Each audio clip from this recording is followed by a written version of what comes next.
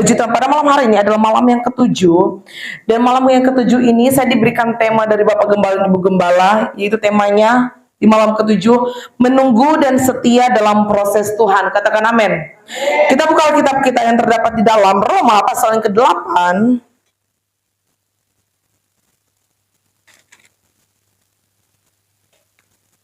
Roma pasal yang ke-8 ayatnya yang ke-14. Ayat ini sudah tidak asing lagi dalam setiap kehidupan kita orang percaya kepada Tuhan. Roma pasal yang ke-8 ayat yang ke-14, di sana bunyi firman Tuhan. Demikian firman Tuhan, saya akan membacakan untuk kita semua. Semua orang yang dipimpin oleh Roh Allah adalah anak Allah. Tidak mengapa, kita lanjut di ayat ke-15. Sebab kamu tidak menerima roh perbudakan yang membuat kamu menjadi takut lagi, tetapi kamu telah menerima roh yang menjadikan kamu apa?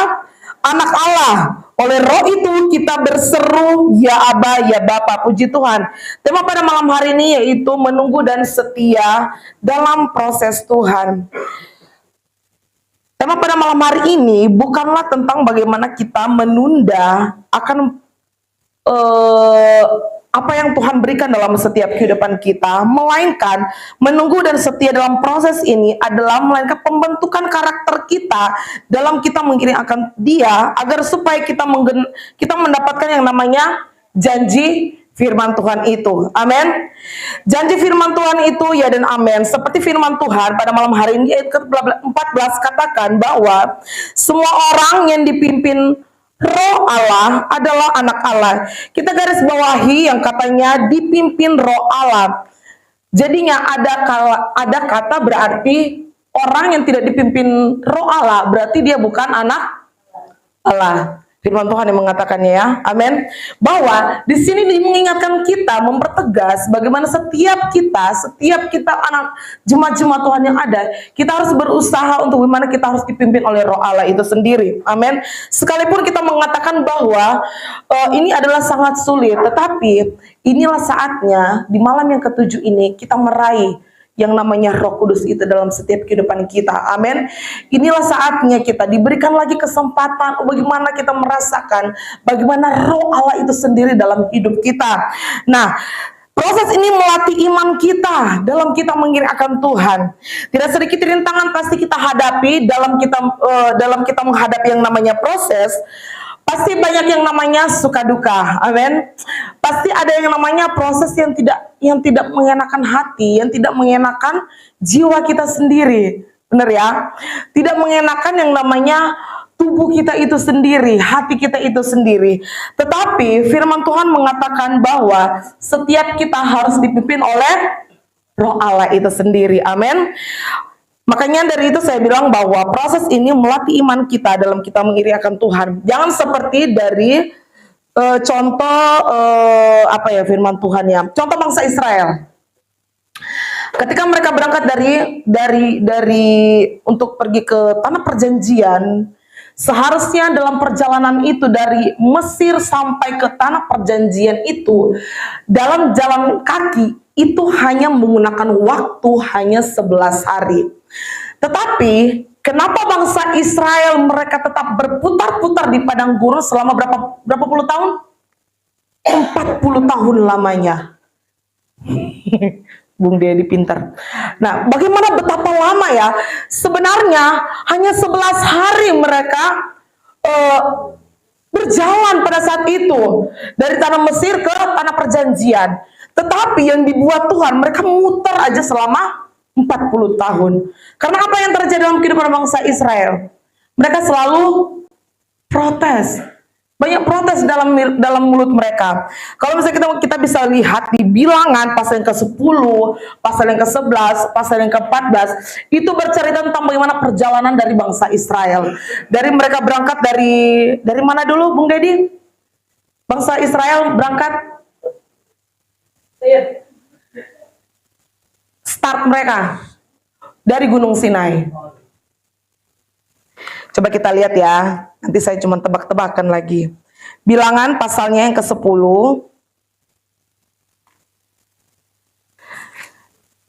Ya, mereka berangkat dari Gunung Sinai pada saat itu untuk pergi ke tanah perjanjian. Mereka sudah keluar dari tanah Mesir pada waktu itu. Start mereka untuk ke tanah perjanjian dari Gunung Sinai. Tetapi apa yang terjadi dalam kehidupan mereka? Mereka banyak protes. Mereka bilang, lebih enak di Mesir lah, mendingan kami di Mesir. Padahal itu adalah tanah perbudakan. Di sana padahal tanah perbudakan, malah mereka nyaman di sana. Karena apa? Walaupun memang mereka diperbudak, tetapi mereka kenyang di sana. Menurut mereka. Dan mereka tidak menyadari bagaimana dalam perjalanan mereka dari tanah Mesir sampai mau ke tanah tujuan pada saat di tanah perjanjian. Sekalipun mereka dalam padang gurun itu, mereka selalu ditolong oleh Tuhan. Mereka selalu mendapatkan pertolongan daripada Tuhan. Tetapi yang dapatkan adalah mereka hanya protes. Protes dalam sepanjang jalan itu mereka protes. Mereka protes sehingga mereka lupa bagaimana dalam perjalanan mereka ada tiang awan yang meneduhkan mereka. Ada tiang api yang menerangi mereka dalam perjalanan mereka pada saat itu. Dan ada apa lagi? Makanan. Tuhan kirimkan lewat apa? Burung gagak. Ada banyak penyertaan-penyertaan Tuhan lewat Roh Kudus yang Tuhan tuntun dalam kehidupan mereka. Tapi mereka kehidupan bangsa Israel hanya mengeluh. Kenapa tidak merasa puas? Nah, pada saat ini kita belajar untuk tidak seperti bangsa Israel. Amin. Bangsa Israel adalah bangsa yang tegar tengkuk, banyak mengeluh, banyak protes, banyak marah-marahnya. Tetapi di sini kita harus mementingkan bagaimana bahwa semua orang yang dipimpin oleh Roh Allah adalah anak Allah. Amin. Semua kita adalah jemaat-jemaat Tuhan, kita adalah anak-anak Allah, dan kita mau dipimpin oleh Roh Allah itu sendiri. Haleluya. Dan bagaimana walaupun sekalipun proses dalam setiap kehidupan kita itu sangat sulit, tetapi saya akan percaya Roh Kudus selalu akan memampukan setiap kehidupan kita. Haleluya. Kadang-kala kita mau merasakan yang namanya menyerah, tetapi Roh Kudus akan selalu menguatkan setiap kehidupan kita. Ratapan pasalnya yang kedua, ayatnya yang ke-18, sampai ayat ke-19 dikatakan begini. Berteriaklah kepada Tuhan dengan nyaring, hai putri Sion, cucurkanlah air mata bagaikan sungai siang dan malam. Janganlah kau berikan dirimu istirahat, janganlah matamu tenang. Bangunlah, mengeranglah pada malam hari. Pada permulaan giliran jaga malam, curahkanlah isi hatimu bagaikan air di hadapan Tuhan. Angkatlah tanganmu kepadanya demi hidup anak-anakmu yang jatuh pingsan karena lapar di ujung-ujung jalan.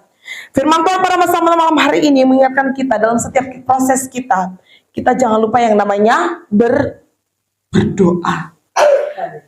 Ratapan ini mengatakan bahwa ratapan itu artinya kita meratap, menangis. Contoh seperti anak kita ketika anak kita meminta sesuatu hal kepada orang tuanya, sudah pasti mereka meratap dulu, benar nggak? Sudah pasti mereka misalnya contoh Melody manja kali sama Aunty Wati. Cingwati, oma. Dia ketika dia mau menginginkan sesuatu sama oma, sama opanya atau sama papinya, dia itu selalu ada yang namanya merengek-rengek. Ada yang namanya merengek agar supaya dapat belas kasihan. Firman Tuhan saat ini dalam proses kita yang Tuhan mau dalam kehidupan kita sebagai anak-anak Allah yang mau hidup oleh Roh, kita harus mau tetap berdoa kepada Tuhan. Amin. Firman Tuhan pada saat ini dikatakan bahwa cucurkanlah air matamu bagaikan apa? Sungai siang dan malam, artinya tidak ada putus-putusnya. Amin.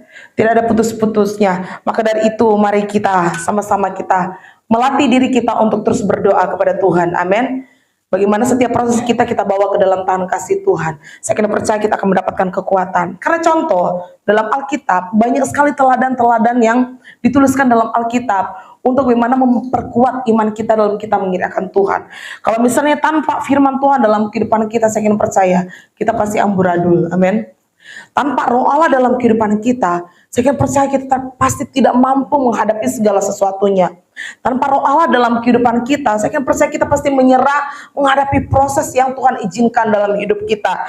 Rasul Paulus, dalam pertobatan dia adalah dahulunya seorang penjahat.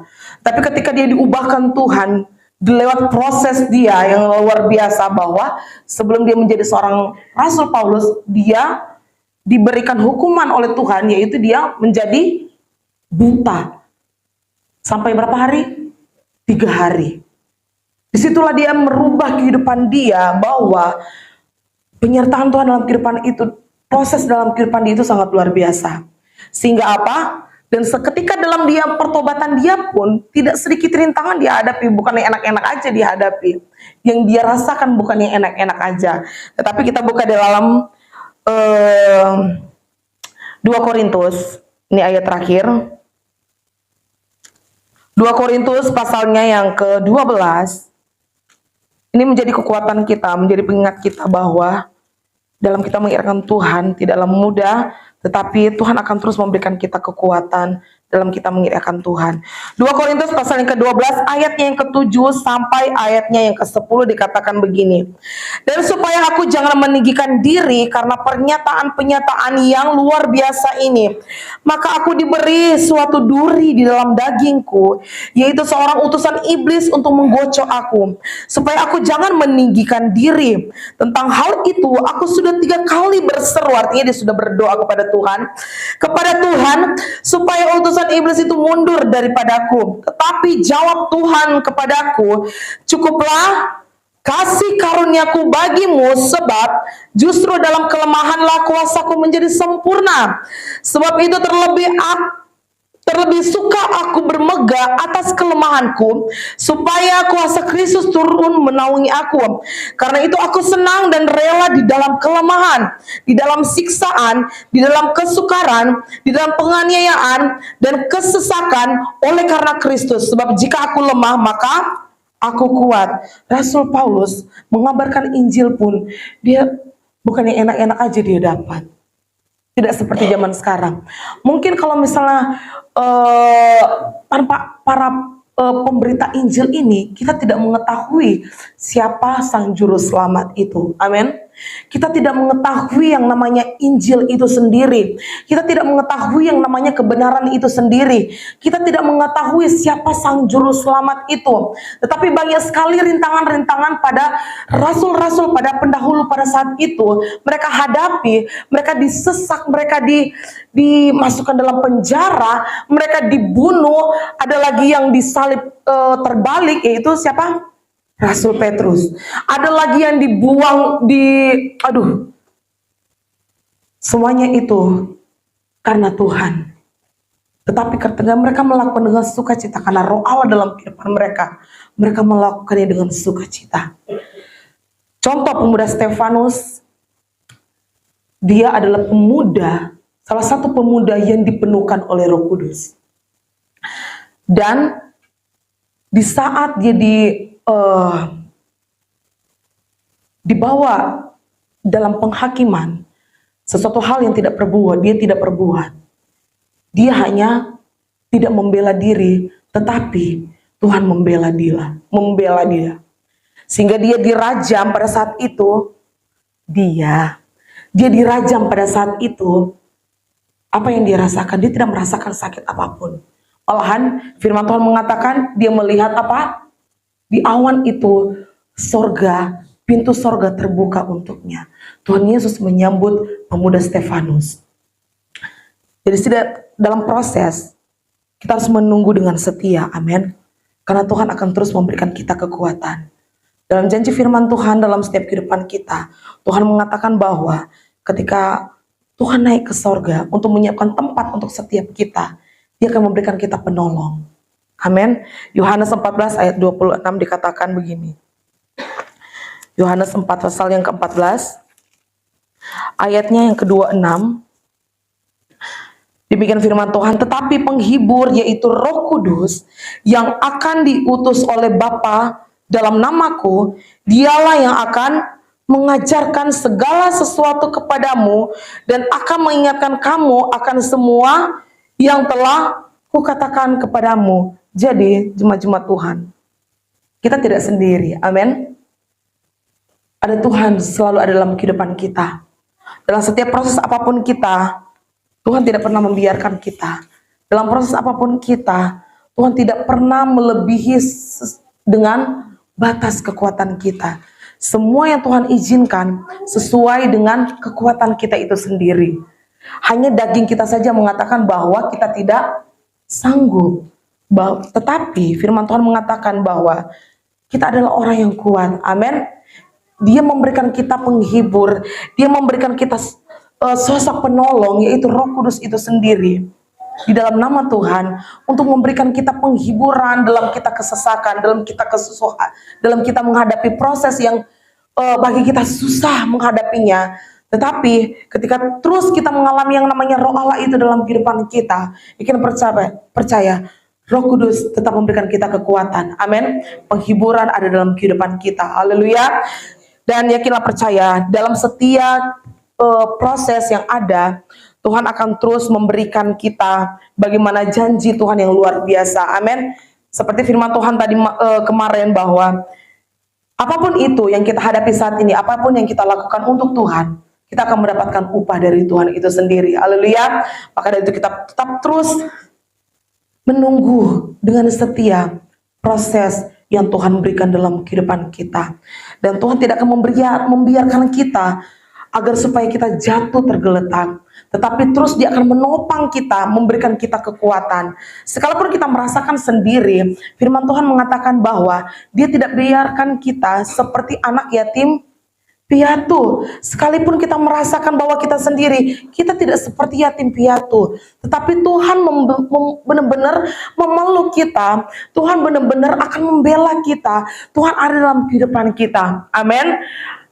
Kuncinya adalah setiap kita jemaat-jemaat Tuhan, setiap kita anak-anak Allah yang ada, kita datang kepada Tuhan. Amin. Kita meraih Dia, kita raih kehadirat Tuhan, kita memandang Dia, bahwa kita melihat bagaimana kekudusan Tuhan itu ada dalam kehidupan kita. Amin. Biar nama Tuhan dipermuliakan, kita tetap kuat dalam melayani pekerjaan Tuhan, kita kuat dalam menghadapi proses yang Tuhan izinkan dalam kehidupan kita. Saya kini percaya semua kita di tempat ini adalah orang-orang yang mampu, orang-orang yang kuat, karena kita semua orang, kita jemaat-jemaat Tuhan yang selalu mengandalkan akan Tuhan. Amin. Puji Tuhan, kita persiapkan hati kita.